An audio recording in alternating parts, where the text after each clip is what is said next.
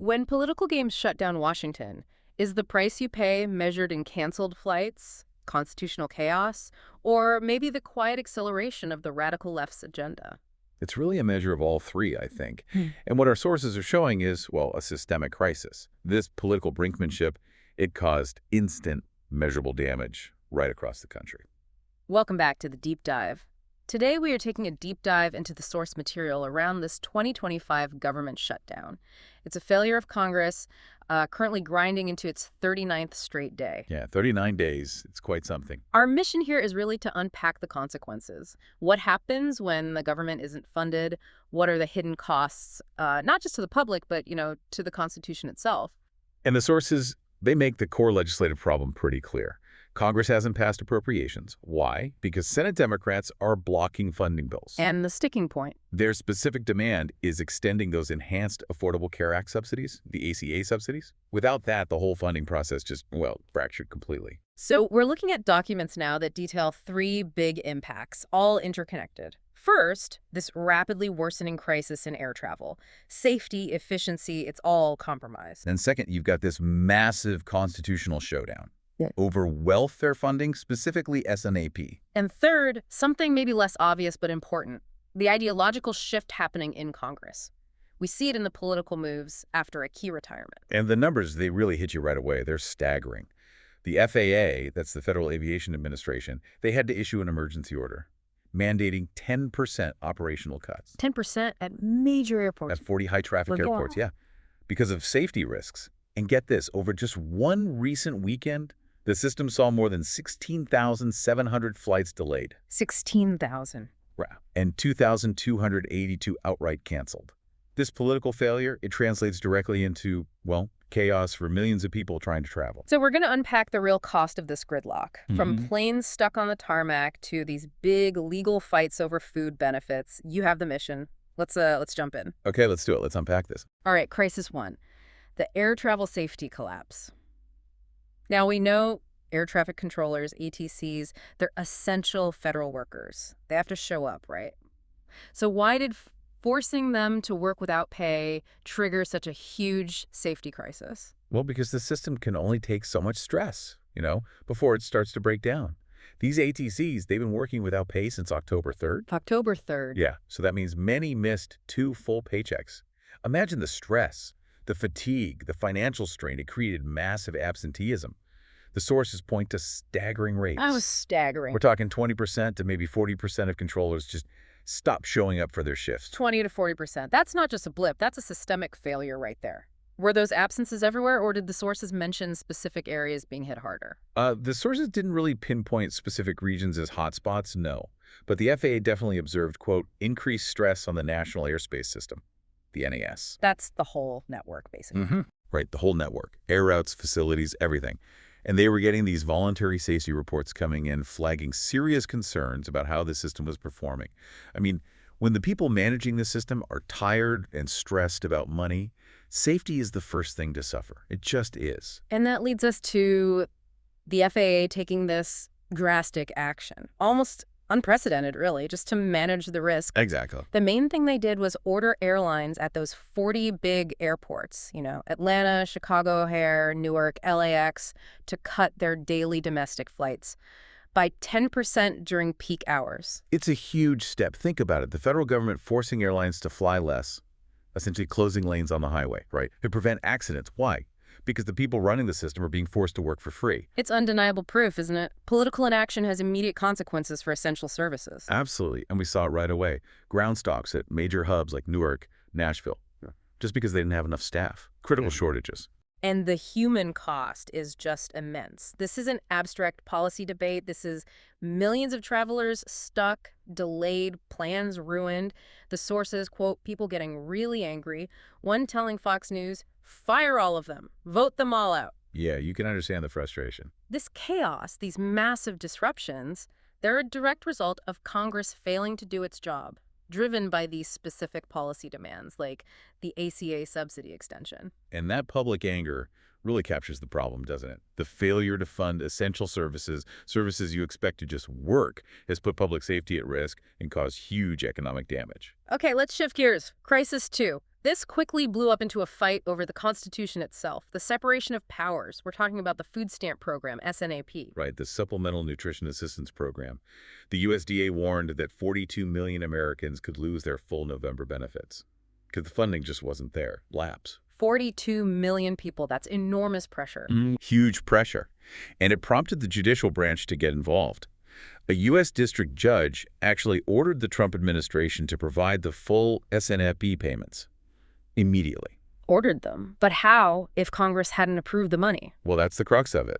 The judge told the USDA to divert the money, about $4 billion, estimated from other programs that were already funded. Okay. And that's the flashpoint. The money wasn't new money. It was being pulled from where? From the child nutrition programs, a totally separate, already funded program meant for kids' lunches, things like that. Wow. Okay. Exactly. So the Trump administration, they immediately challenged this court order. They argued this, quote, unprecedented injunction was, in their words, a mockery of the separation of powers.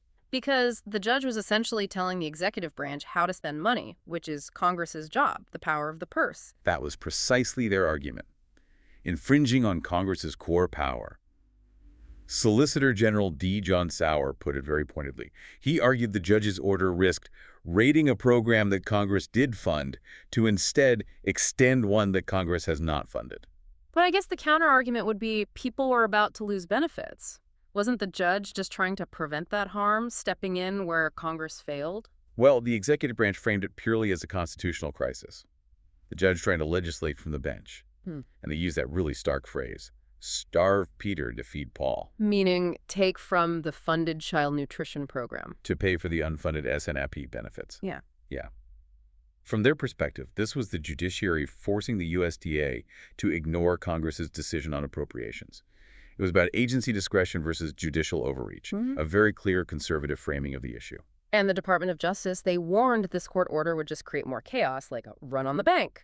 And according to the sources, that's exactly what happened, almost immediately. Within hours of that lower court ruling, states started scrambling.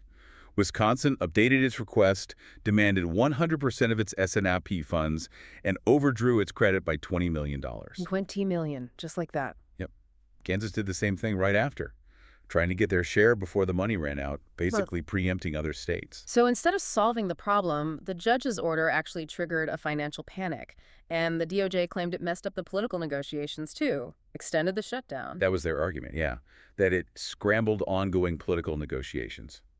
Ultimately, Justice Ketanji Brown Jackson had to step in and issue a temporary freeze on that lower court order, which really highlights how complex and, frankly, dangerous that initial ruling was. So if you connect the dots, this legislative failure didn't just cause practical problems, it dragged the courts into a political fight, blurring the lines between the branches of government. Precisely. It shows how fast things can unravel when the basic funding process breaks down. Okay, let's pivot now. Away from the immediate chaos, the planes, the court battles, to maybe a quieter but perhaps more lasting consequence. The ideological cost. While all this was happening, the political environment seemed to be shifting the balance of power within the Democratic Party. Yeah, this centers around the retirement of Nancy Pelosi, former House Speaker, representing California's 11th District. Now, Pelosi, she's obviously a major national figure, but the sources describe her as representing, maybe surprisingly to some, a relatively moderate wing of her party, especially as Speaker. Right, particularly in her role managing the different factions. She often had to keep the far-left elements, sometimes called the squad, in check. So her departure, it didn't just open a seat, it created a kind of strategic vacuum. And the sources say her retirement immediately fueled momentum for what they call a progressive takeover. It wasn't just about finding a replacement. It basically guaranteed that the Bay Area would send someone substantially more progressive to Washington. Which signals an acceleration. Right. The party's ideological shift further left. So who are the main players stepping into that vacuum? Well, to really grasp the significance, you have to look at the two front-runners vying for the nomination. And in that district, it's a solid B district, so winning the primary is pretty much winning the election. Okay, who are they? First, there's Saikat Chakrabarti. His background is really interesting here. The sources describe him as a leading architect of the, quote, socialist insurgency in the Democratic Party. He was Alexandria Ocasio-Cortez's former chief of staff. So his candidacy is explicitly about pushing that socialist wing forward, taking ground from the center. That seems to be the implication, yes. Then the other prominent figure is State Senator Scott Wiener. He's known nationally already for pushing very progressive LGBT-related laws in California. And what are they campaigning on? Both are hitting hard on progressive touchstones, especially the cost of housing, affordability issues in San Francisco, which are huge local issues, obviously. So this whole transition, it really shows how the political climate created by this shutdown, frustration, paralysis, might actually be fertile ground for the more radical elements on the left to consolidate power in key areas. It's a major long-term consequence to watch. So wrapping this up, what does this all mean for you, the listener?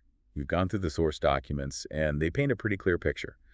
Political demands, specifically holding up funding over things like ACA subsidies, they overrode the basic duty to govern. And that led directly to immediate, very real public damage. Yeah, damage like that air safety crisis, the FAA having to force a 10% flight cut at 40 major airports, millions of people disrupted, and at the same time, this huge constitutional fight erupting, a judge basically ordering the executive branch to raid funded programs, challenging that core separation of powers. And beneath the surface of that chaos, we're seeing this quieter, but maybe more profound ideological shift. Moderate figures stepping aside, replaced by candidates pushing a much more progressive, even socialist agenda, reshaping a major political party from within. We've really seen how quickly political gridlock turns into actual pain for people and friction within the constitutional system itself. You now have the facts drawn from the sources about what happens when the legislative process breaks down, when compromise on funding fails. Yeah, the immediate dangers are obvious. Yeah. Grounded planes, chaotic court fights. But maybe the biggest long-term cost isn't quite so visible. Is it the slow erosion of the separation of powers? Or maybe the unchecked rise of a far-left faction gaining more and more influence? Are the consequences of this kind of political brinkmanship truly reversible? That's really the question I think we all need to consider.